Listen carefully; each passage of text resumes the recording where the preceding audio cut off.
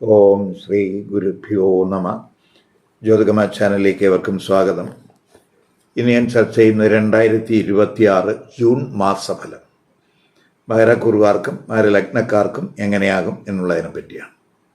അതായത് ഉത്രാട നക്ഷത്രത്തിൻ്റെ അവസാന 3 പാദം, തിരുവോണം, അവിട്ട നക്ഷത്രത്തിൻ്റെ ആദ്യത്തെ 2 പാദത്തിൽ പെടുന്നവർക്കും മകര ലഗ്നം വന്നിട്ടുള്ളവർക്കും എങ്ങനെയായിരിക്കും ജൂൺ മാസത്തെ പൊതുഫലം എന്നുള്ളതാണ്. അപ്പോൾ ആദ്യം നമുക്ക് ഈ മകരക്കുറുകാരുടെയും മകരലഗ്നക്കാരുടെയും ജൂൺ മാസത്തിലെ ആ ഗ്രഹസ്ഥിതി എങ്ങനെയെന്ന് നോക്കാം. പ്രത്യേകിച്ച് ജൂൺ 2-ന് ഗുരു 6-ൽ നിന്നും 7-ലേക്ക് ഉച്ചരാശിയിലേക്ക് രാശി മാറുന്നു. ശുക്രൻ 8-ന് 6-ൽ നിന്നും 7-ലേക്ക് രാശി മാറുന്നു. സൂര്യൻ 15-ന് 5-ൽ നിന്നും 6-ലേക്ക് രാശി മാറുന്നു. ചൊവ്വ ജൂൺ 20-ന് 4-ൽ നിന്നും 5-ലേക്ക് മാറുന്നു. ബുധൻ 6-ൽ നിന്നും 7-ലേക്ക് ജൂൺ 22-ന് മാറുന്നു. ശനി 3-ൽ സ്ഥിതിയുണ്ട്. രാഹു 2-ലും കേതു അഷ്ടമത്തിലും സ്ഥിതി തുടരുന്നു. അപ്പോൾ പൊതുവെ നോക്കുകയാണെങ്കിൽ ഗുരു, ശുക്രൻ, സൂര്യൻ, ചൊവ്വ, ബുധൻ ഈ 5 ഗ്രഹങ്ങൾക്ക് ജൂൺ മാസത്തിൽ രാശിമാറ്റങ്ങൾ വരുന്നു എന്നുള്ളതാണ് പ്രത്യേകത.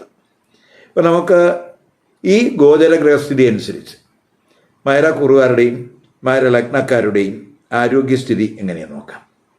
ഇപ്പോൾ മകരക്കുറുകാരെ സംബന്ധിച്ചിടത്തോളം ജന്മലഗ്ന രാശ്യാധിപൻ എന്ന് പറയുന്നത് ശനിയാണ്. ആ ശനി 3-ൽ നിൽക്കുന്നുണ്ട്. വളരെ 3-ൽ ശനി നിൽക്കുന്നത് നല്ലതാണ്. ഊർജ്ജസ്വലത, വളരെ ആക്റ്റീവായിട്ട് പ്രവർത്തിക്കാനുള്ള ഒരു കരുത്ത്, ഇതൊക്കെ തന്നെ അധൈര്യം, വീര്യം ഒക്കെ തന്നെ ആ 3-ലെ ശനി കൊണ്ട് ഉണ്ടാകും. ആദ്യ പകുതി നമുക്ക് നോക്കുമ്പോൾ ഈ 6-ാം ഭാവാധിപനായിട്ടുള്ള ബുധൻ 6-ൽ തന്നെ നിൽക്കുകയാണ്. അത് വിപരീത രാജയോഗമാണ്. അതുപോലെ 8-ാം ഭാവാധിപനായിട്ടുള്ള സൂര്യൻ ആദ്യ പകുതി 5-ൽ വരുന്നു, അതിനുശേഷം 6-ലേക്ക് മാറുന്നു. അപ്പം 5-ാം ഭാവാധിപനായിട്ടുള്ള ശുക്രനാണെങ്കിൽ ആദ്യ വാരം 6-ലാണ് സ്ഥിതി ചെയ്യുന്നത്. ശേഷം ആ ശുക്രൻ 7-ലേക്ക് മാറുന്നു. 2-ൽ രാഹു ഉണ്ട്, അഷ്ടമത്തിൽ കേതുവുണ്ട്. അപ്പോൾ പൊതുവെ നമുക്ക് മറ്റു കാര്യങ്ങളെല്ലാം ഓക്കെ ആണെങ്കിലും ആഹാരത്തിൽ ശ്രദ്ധിക്കണം. പ്രത്യേകിച്ച് ഈ 12-ാം ഭാവാധിപൻ ആണ് ഗുരു. ആ ഗുരു 7-ൽ വരിക എന്ന് പറയുമ്പോൾ സ്റ്റൊമക്ക് റിലേറ്റഡ് ആയിട്ട് എന്തെങ്കിലുമൊക്കെ ഇഷ്യൂസിന് സാധ്യതയുണ്ട്. അതുപോലെ ലിവർ റിലേറ്റഡ് ആയിട്ടുള്ള പ്രശ്നങ്ങളുള്ളവർ, കിഡ്നി ട്രബിൾസ് ഉള്ളവർ, അവരൊക്കെ ആരോഗ്യകാര്യത്തിൽ ശ്രദ്ധിക്കണം. പിതാവിൻ്റെ ആരോഗ്യകാര്യത്തിലും ശ്രദ്ധിക്കണം. ഇനി നമുക്ക് തൊഴിൽ സ്ഥിതി എങ്ങനെയെന്ന് നോക്കാം. തൊഴിൽ സ്ഥിതി നോക്കുമ്പോൾ 10-ാം ഭാവാധിപൻ ആദ്യവാരം കഴിയുമ്പോൾ തന്നെ 7-ലേക്ക് മാറുകയാണ്. 10-ാം ഭാവാധിപൻ എന്ന് പറയുമ്പോൾ ശുക്രനാണ്. 7-ലേക്ക് മാറുന്നു. ആ 7-ലേക്ക് മാറുക എന്ന് പറയുമ്പോൾ കർമ്മഭാവത്തിൻ്റെ കർമ്മസ്ഥാനത്തേക്കാണ് ശുക്രൻ രാശി മാറുന്നത്. അതുപോലെ ശുക്രൻ 5-ാം ഭാവാധിപനുമാണ്. യോഗകാരകനാണ് ശുക്രൻ. ആ യോഗകാരകനായിട്ടുള്ള ശുക്രൻ കേന്ദ്രസ്ഥാനത്ത് 7-ലേക്ക് വരുന്നു. അത് പൊതുവേ നമുക്ക് കരിയർ തലത്തിൽ വളരെ സുഖം, സന്തോഷം ഒക്കെ ഉണ്ടാകാവുന്ന അനുഭവങ്ങൾ കരിയർ തലത്തിൽ ഉണ്ടാകും എന്ന് തന്നെ പറയാം. അതുപോലെ കർമ്മ നേട്ടങ്ങൾ, പ്രത്യേകിച്ച് ഈ നമുക്ക് ഈ മീഡിയ, ഡിജിറ്റൽ റിലേറ്റഡ് ആയിട്ടുള്ള വർക്ക്, കമ്മ്യൂണിക്കേഷൻ റിലേറ്റഡ് ആയിട്ടുള്ള വർക്ക്, ഇവയിലൊക്കെ തന്നെ നമുക്ക് വളരെ വിജയം പ്രതീക്ഷിക്കാവുന്ന സമയവും കൂടെയാണ് എന്നും കൂടെ മനസ്സിലാക്കുക. ഇപ്പോൾ അവിടെ ഈ പ്രത്യേകിച്ച് ഈ കോൺട്രാക്ച്വൽ വർക്കിലൊക്കെ എന്തെങ്കിലുമൊക്കെ തടസ്സങ്ങൾ വന്നിട്ടുള്ളവർക്ക് ആ തടസ്സങ്ങളൊക്കെ മാറിക്കിട്ടും. ഗുരുവും കർമ്മഭാവത്തിൻ്റെ കർമ്മസ്ഥാനത്ത് ആണ് ഉച്ചസ്ഥിതിയിൽ വരുന്നത്. അപ്പോൾ ആ ഗുരു ശുക്ര യോഗം 7-ൽ വരുന്നു. അത് പ്രൊഫഷണൽ തലത്തിൽ ഉയർച്ചയ്ക്ക് സാധ്യത കാണിക്കുന്നു. അവസാനത്തെ പകുതിയൊക്കെ ആകുമ്പോൾ 8-ാം ഭാവാധിപനായിട്ടുള്ള സൂര്യൻ 6-ലേക്ക് മാറുന്നുണ്ട്. അത് വിപരീത രാജയോഗമാണ്. അത് പ്രത്യേകിച്ച് 8-ാം ഭാവാധിപൻ 6-ലൊക്കെ വരുമ്പോൾ നമുക്ക് ഈ സർവീസ് തലത്തിൽ, സേവന മേഖലകളിൽ, അതായത് വർക്ക് പ്ലേസ്, പ്രത്യേകിച്ച് എല്ലാ സർവീസ് ഓറിയൻറ്റഡ് ആയിട്ടുള്ള വർക്ക് ചെയ്യുന്നവരെ സംബന്ധിച്ചിടത്തോളം അപ്രതീക്ഷിതമായിട്ടുള്ള നേട്ടങ്ങൾ ഉണ്ടാകും. തൊഴിൽ അന്വേഷകർക്കും അനുകൂല സമയമാണ്. പ്രത്യേകിച്ച് ടെസ്റ്റിൽ ഇൻ്റർവ്യൂകളിലൊക്കെ പങ്കെടുക്കുന്നവർക്ക് വിജയം ഉറപ്പായിട്ടും കിട്ടാവുന്ന സമയമാണ്. തൊഴിലിടത്തെ ശത്രുക്കളുടെ ശല്യമൊക്കെ കുറയുന്ന സമയമാണ്. വിദേശത്ത് തൊഴിൽ അന്വേഷിക്കുന്നവർക്കും ആ 10ാം ഭാവാധിപനായിട്ടുള്ള ശുക്രനും അതുപോലെ 12ാം ഭാവാധിപനായിട്ടുള്ള ഗുരുവൊക്കെ തന്നെ 7-ൽ യോഗം ചെയ്യുന്നത് വിദേശത്ത് തൊഴിലന്വേഷിക്കുന്നവർക്ക് അനുകൂല സമയമാണ്. സ്വദേശത്ത് വർക്ക് ചെയ്യുന്നവർക്കും നേട്ടങ്ങൾ ഉണ്ടാകാവുന്ന സമയമാണ്. ഇപ്പോൾ നമ്മൾ പ്രത്യേകിച്ച് അവസാന വാരമൊക്കെ ആവുമ്പോൾ ഈ 6ഉം 9ഉം ഭാവാധിപനായിട്ടുള്ള ബുധൻ ആ ഗുരുശുക്രൻ്റെ 7ാം ഭാവരാശിയിലേക്ക് രാശി മാറുന്നു. അപ്പോൾ പ്രത്യേകിച്ച് ആ ഗുരു ശുക്ര അതുപോലെ തന്നെ ബുധൻ്റെയൊക്കെ യോഗം ഒക്കെ തന്നെ വളരെ ഗുണാനുഭൂതം ഉണ്ടാവുന്ന സമയമാണ്. തൊഴിലിൽ ഭാഗ്യനേട്ടങ്ങൾ പ്രതീക്ഷിക്കാം. പൊതുവെ പൊതുജനപ്രീതിയൊക്കെ കൂടുന്ന സമയമായിരിക്കും. തൊഴിൽപരമായിട്ട് വ്യക്തിപ്രഭാവത്തിലും തിളക്കമുണ്ടാകുന്ന സമയമാണ്. പ്രത്യേകിച്ച് ആ ഗുരു ശുക്രൻ അതുപോലെ തന്നെ ആ ബുധൻ ഇവയൊക്കെ തന്നെ ജന്മരാശിയിലൊക്കെ ദൃഷ്ടി ചെയ്യുന്ന സമയം കൂടിയാണ്. അപ്പം വ്യക്തിത്വത്തിന് ഒരു വ്യക്തിപ്രഭാവത്തിനൊക്കെ തിളക്കം കൂടാവുന്ന സമയമാണ് എന്നും കൂടെ മനസ്സിലാക്കുക. ഇനി ബിസിനസ്സുകാരെ സംബന്ധിച്ചിടത്തോളം ബിസിനസ് കാരകനായിട്ടുള്ള ബുധൻ 6-ലാണ് 21 വരെ. ബുധൻ 6ഉം 9ഉം ഭാവാധിപനും കൂടിയാണ്. അവസാനത്തെ വാരം ആ ബുധൻ 7-ലേക്ക് മാറുന്നുണ്ട്. 7-ൽ ഗുരു ഉച്ചസ്ഥിതിയിലുണ്ട്. ശുക്രനും 7-ൽ വരുന്ന സമയമാണ് ജൂൺ 8-ന്. അപ്പോൾ ബിസിനസ്സുകാർക്കും പൊതുവെ എക്സ്പാൻഷൻ്റെ സമയമാണ്. പാർട്ട്ണർഷിപ്പ് ബിസിനസ്സിലെ പ്രശ്നങ്ങൾക്കെല്ലാം തന്നെ സഡനായിട്ടുള്ള പരിഹാരങ്ങളുണ്ടാകും. 7-ൽ ആ ഗുരുവൊക്കെ ഉച്ചസ്ഥിതനായിട്ട് നിൽക്കുമ്പോൾ പ്രത്യേകിച്ച് ഈ പാർട്ട്ണർഷിപ്പ് ബിസിനസ്സിലെ പ്രോബ്ലംസൊക്കെ നമുക്ക് രമ്യമായി പരിഹരിക്കാൻ കഴിയും. അതുപോലെ സ്പെക്കുലേറ്റീവ് ബിസിനസ്സിലൊക്കെ ഏർപ്പെടുന്നവർക്ക് വളരെ നേട്ടങ്ങളുണ്ടാകും. റിയൽ എസ്റ്റേറ്റ് ബിസിനസ്സുകാർക്ക് ഒക്കെ തന്നെ ഗുണാനുഭവം ഉണ്ടാകുന്ന സമയമാണ്. ബിസിനസ് റിലേറ്റഡ് ആയിട്ട് എന്തെങ്കിലുമൊക്കെ കേസ് വ്യവഹാരങ്ങളൊക്കെ ഉള്ളവർക്ക് അവർക്കും അനുകൂലമായിട്ടുള്ള സമയമാണ്. അനുകൂലമായിട്ടുള്ള വിധിയൊക്കെ പ്രതീക്ഷിക്കാം. കരാറുകൾക്ക് ഇപ്പോൾ പുതിയ എന്തെങ്കിലും ബിസിനസ് പരമായിട്ട് എന്തെങ്കിലും കരാറുകളൊക്കെ ഉണ്ടാകാൻ ആഗ്രഹിക്കുന്നവർക്ക് അതിന് എന്തെങ്കിലുമൊക്കെ തടസ്സങ്ങൾ വന്നിട്ടുണ്ടെങ്കിൽ ആ തടസ്സങ്ങളൊക്കെ മാറിക്കിട്ടും. അതുപോലെ 12ാം ഭാവാധിപനായിട്ടുള്ള ഗുരു 7-ൽ വരികയാൽ ബിസിനസ് എക്സ്പെൻസ് കൂടാൻ സാധ്യതയുള്ള സമയമാണ്. അപ്പോൾ വിദേശ വ്യാപാരത്തിൽ ഏർപ്പെടുന്നവർക്ക് സഡനായിട്ടുള്ള ഒരു പരിവർത്തനം, ഒരു ട്രാൻസ്ഫോർമേഷൻ്റെ സമയം എന്ന് തന്നെ പറയാം. ഇനി ഇപ്പോൾ വിദ്യാർത്ഥികളെ സംബന്ധിച്ചിടത്തോളം 5ഉം 10ഉം ഭാവാധിപൻ എന്ന് പറയുന്ന ശുക്രനാണ്. യോഗകാരകനാണ് ശുക്രൻ. ആ ശുക്രൻ ജൂൺ 8 മുതൽ കേന്ദ്രരാശിയിൽ 7-ലേക്ക് വരുന്നു. വിദ്യാകാരകനായിട്ടുള്ള ബുധൻ 6-ലും 7-ലും ഒക്കെ സഞ്ചരിക്കുന്നു. 5-ലാണെങ്കിൽ സൂര്യനുണ്ട് ആദ്യത്തെ പകുതി. അതിനുശേഷം ആ സൂര്യൻ 6-ലേക്ക് മാറുന്നു. പഠിതാക്കൾക്കും പൊതുവെ അനുകൂല സമയമാണ്. കാരണം 6-ൽ നിൽക്കുന്ന ബുധന് സ്വക്ഷേത്രത്തിലാണ് നിൽക്കുന്നത്, ബലവാനാണ്. അപ്പോൾ ആദ്യ പകുതിയേക്കാൾ അതിന് കൂടുതൽ ഗുണാനുഭവം പഠിതാക്കൾക്ക് ഉണ്ടാകുന്നത് അവസാനത്തെ പകുതിയാണ്. അപ്പോൾ കാരണം അവസാനത്തെ പകുതി ബുധനും ആ 7ാം ഭാവരാശിയിലേക്ക് വരുന്നുണ്ട്. മാത്രമല്ല ബുധൻ ഗുരു ശുക്രൻ ജ്ഞാനകാരകനായിട്ടുള്ള ഗുരു അതുപോലെ വിദ്യാകാരകനായിട്ടുള്ള ബുധൻ അതുപോലെ യോഗകാരകനായിട്ടുള്ള ശുക്രൻ ഒക്കെ തന്നെ ജന്മരാശിയിൽ ദൃഷ്ടി ചെയ്യുന്നുണ്ട്. അപ്പോൾ പ്രത്യേകിച്ച് ഈ സർക്കാർ തലത്തിലൊക്കെ ഉയർന്ന പരീക്ഷകളിലൊക്കെ അപ്പിയർ ചെയ്യുന്ന വിദ്യാർത്ഥികൾക്ക് വളരെ അനുകൂല സമയമാണ്. പ്രത്യേകിച്ച് 8ാം ഭാവാധിപനായിട്ടുള്ള സൂര്യൻ 6-ലേക്ക് രാശി മാറുന്നുണ്ട് അവസാനത്തെ പകുതി.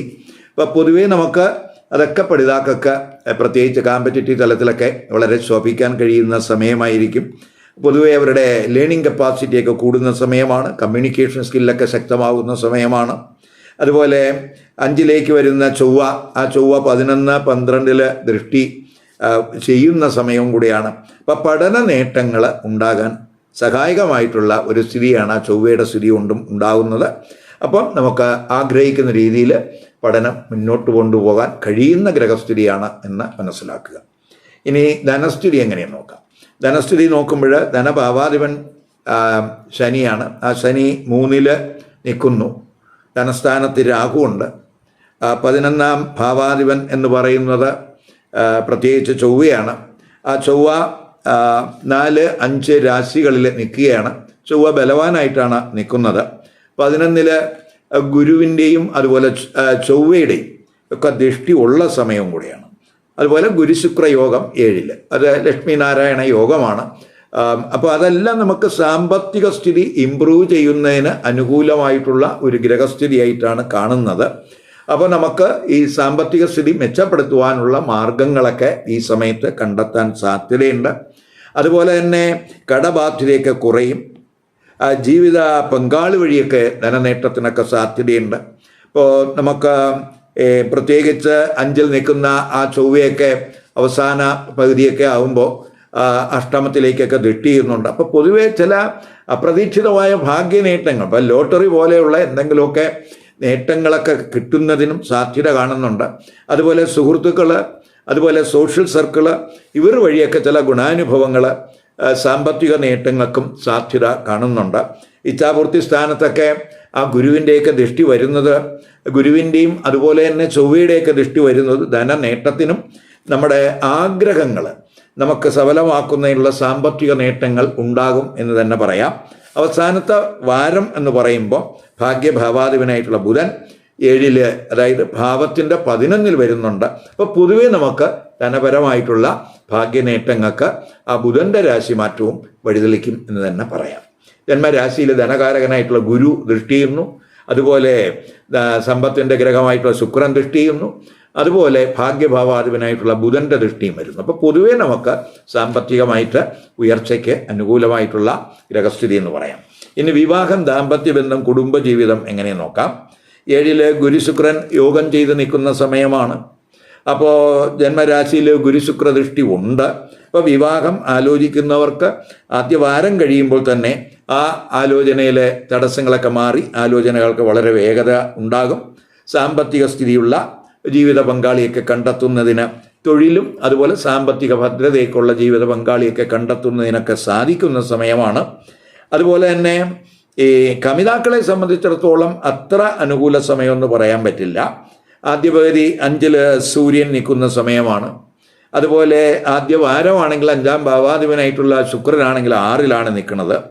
അവസാനത്തെ പകുതി 5ലേക്ക് ചൊവ്വയുടെ രാശി മാറ്റവും കൂടെ വരുന്നുണ്ട്. അപ്പം പൊതുവെ ഈ ചെറിയ അഭിപ്രായ വ്യത്യാസങ്ങൾ, കമിതാക്കൾക്കിടയിൽ ഈഗോ പ്രശ്നങ്ങൾ, തർക്കങ്ങളൊക്കെ ഉണ്ടാകാൻ സാധ്യതയുണ്ട്.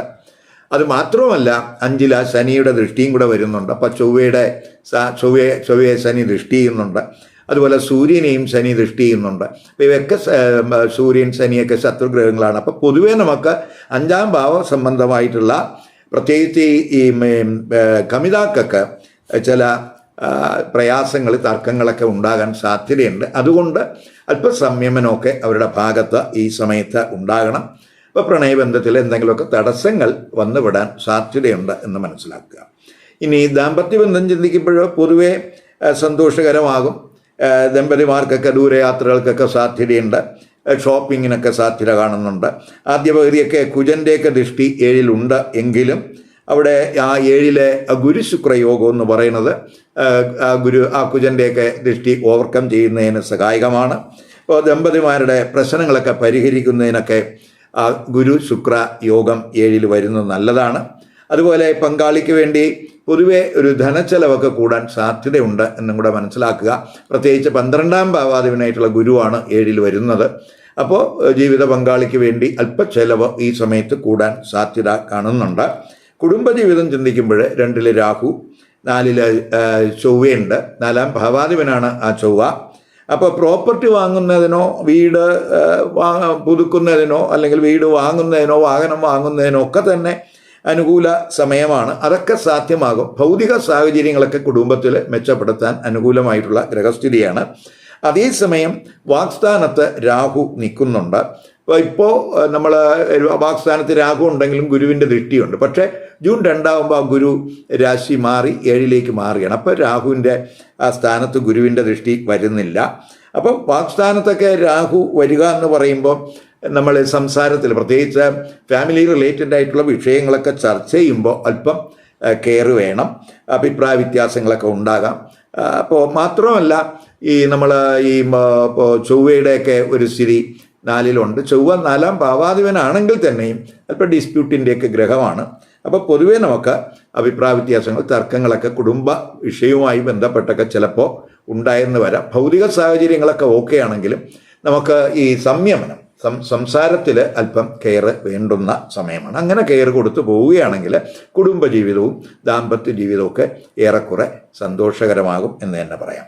ജൂൺ 2, 3, 15, 16, 20, 21, 29, 30 ഈ തീയതികൾ പൊതുവെ അനുകൂല ദിവസങ്ങളല്ല. അതുകൊണ്ട് ഈ ദിവസങ്ങളിൽ നമ്മൾ മംഗളകർമ്മങ്ങൾ, ശുഭകർമ്മങ്ങൾ, അത്തരത്തിലുള്ള കർമ്മങ്ങൾ ഒഴിവാക്കണം. അതുപോലെ പുതിയ സംരംഭങ്ങൾ നിങ്ങൾ തുടങ്ങാൻ ആഗ്രഹിക്കുന്നവരും അത് ഈ ദിവസങ്ങളിൽ ഒഴിവാക്കണം. സുപ്രധാന തീരുമാനങ്ങൾ ഈ ദിവസങ്ങളിൽ എടുക്കാതിരിക്കാനും ശ്രദ്ധിക്കണം. അപ്പോൾ ഇവിടെ ഞാൻ പറഞ്ഞതെല്ലാം തന്നെ ഈ ജൂൺ മാസത്തെ ഗ്രഹസ്ഥിതി അനുസരിച്ചിട്ടുള്ള ഫലങ്ങളാണ്. നമ്മൾ ജാതകത്തിലെ ഗ്രഹസ്ഥിതിയല്ല. അപ്പോൾ നമ്മൾ ഇതൊരു പൊതു ഫലമായിട്ട് വേണം നമ്മൾ എടുക്കാൻ. നമുക്ക് വളരെ കൃത്യമായിട്ടുള്ള ഒരു ഫലപ്രവചനം നമ്മൾ ജാതകത്തിലെ ജാതകത്തിലെ ഗ്രഹസ്ഥിതി, ഇപ്പോൾ നടക്കുന്ന ദശ, അപകാരം, ഛിദ്രം ഇവയൊക്കെ നമുക്ക് വിലയിരുത്തിയേ പറയാൻ പറ്റൂ.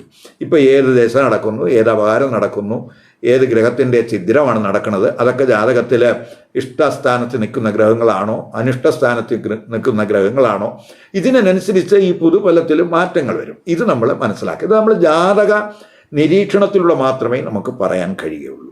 ഇനി മറ്റൊരു കേസ് എന്ന് പറയുന്നത്, ഞാൻ ഈ മകരക്കൂറുകാരുടെയും മകരലഗ്നക്കാരുടെയും ഫലമാണ് പറയുന്നത്. ഈ മകരലഗ്നം എന്ന് പറയുമ്പോൾ ഏത് നക്ഷത്രത്തിൽപ്പെട്ടവരായാലും അവർക്ക് മകരലഗ്നം വന്നിട്ടുണ്ടെങ്കിൽ ഈ ഫലം അവരെ ബാധിക്കും.